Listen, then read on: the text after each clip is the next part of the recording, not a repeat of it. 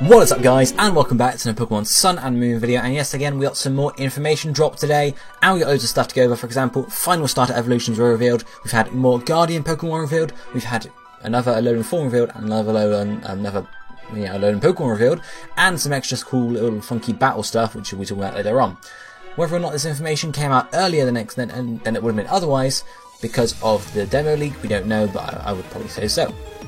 But let's look at the final evolutions of the starter Pokemon. First up we have Decidueye, who is the final evolution of Rowlet, of course. It's the Arrow Quill Pokemon. It's actually a Grass Ghost type. Now I talked about in my type speculation video when this Pokemon was leaked from the demo that probably Grass Flying, but I did say maybe Grass Dark because of its hood. But Grass Ghost I suppose is a similar way they could go. It tells us that it's able to move while completely masking its presence from others, hence the ghost typing I suppose. It seizes the chance to attack it unawares. In a tenth of a second it plucks an arrow quill from its wing and sends it hurtling towards its target, so it's pretty much what we expected. In terms of its unique move, apparently there are signature moves for the Pokemon, or the final starters, which is pretty cool. We have Spirit Shackle, which is a ghost type move, it's physical and only Decidueye can learn it, and an opponent hit with this can't leave battle until they're dead I suppose. So that's really quite interesting. And that'll be a cool signature move for Decidueye. But then we move on to the final evolution of Litten, which is called Incineroar. Yes, it is the Heal Pokemon, which I don't really understand, but okay. It's a Fire Dark type as we expected, and again, abilities Blaze, just like Decidueye's abilities Overgrow. As its fighting spirit increases, the flames that Incineroar produces when its body bursts from its navel and waistline, etc, etc, etc. A bit more about the Pokemon, but in terms of its unique move, its signature move, it has Darkest Lariat, which is a dark type move, physical again, only Incineroar can learn it, and it allows it to deal damage while ignoring the effects of stat changes, so if they've increased their defense by 4 stages, it'll ignore that and just do normal damage. That's pretty funky indeed.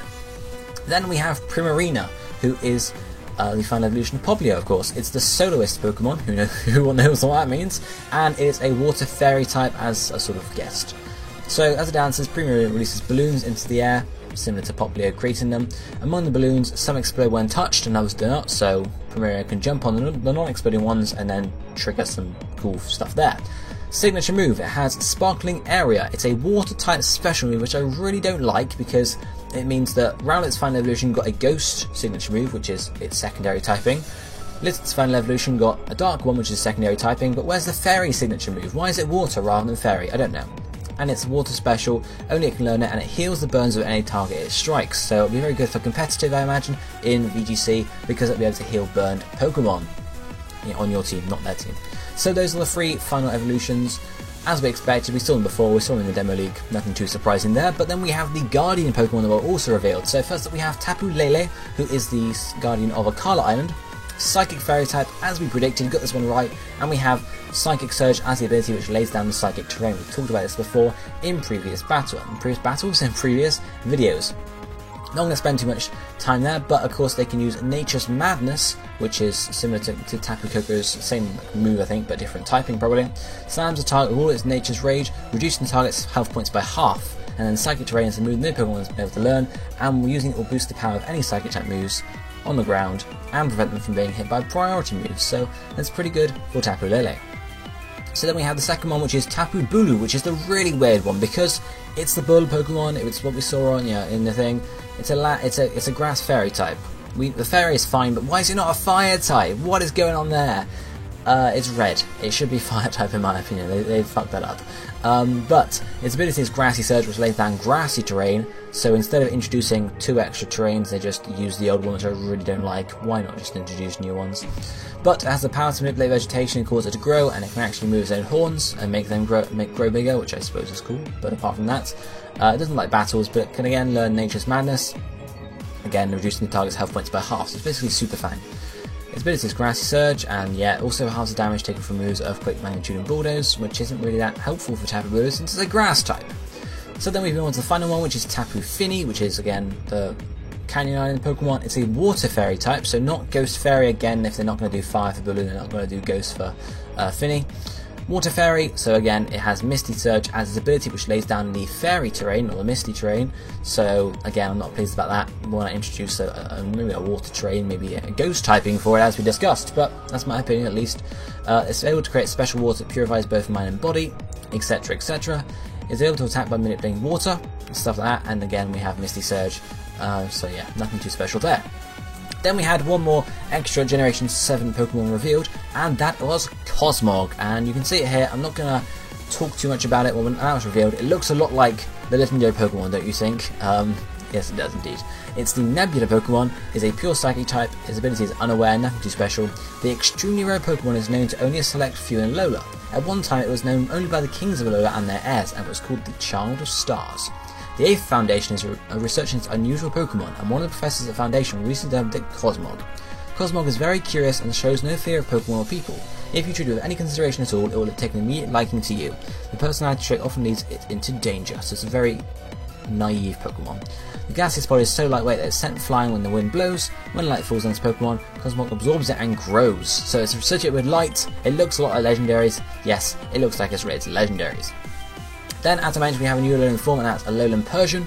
We've already seen it before thanks to leaks, but here we go. It's the classic cat Pokemon, as we knew already. It's a dark type. Abilities is Fur Coat or Technician. Fur Coat is interesting since that's the one Furfrou has. It takes half physical moves, half damage from physical moves. That's really quite interesting.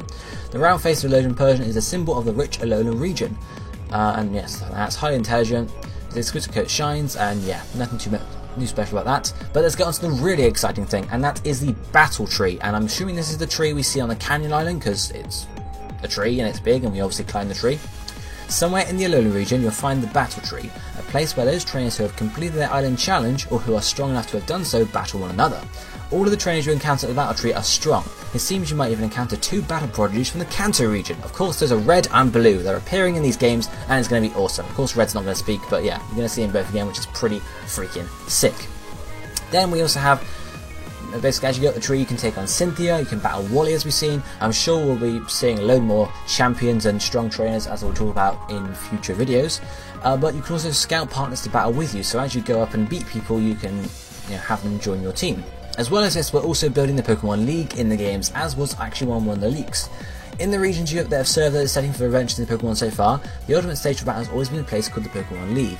It's where the Elite Four Pokemon trainers are powerful partners, and the champion reign and wait for challengers. A challenger who defeats them is hailed as a new champion of the Pokemon League. In the Alola region there is no Pokemon League yet, but it seems there are plans to construct one on the peak of a certain mountain, i.e. the largest island, the largest mountain, etc. After the growth you achieve through completing the island challenge, will the day come when you also take on the Pokemon League to become the strongest Pokemon trainer? Which leads open the possibility to have a secondary post-game where you do the island challenge, you do all of that, you do the main plot, etc. And then maybe 6 months down the line, they reveal DLC, or put out DLC or an update or something like that, which allows you access into the Pokemon League.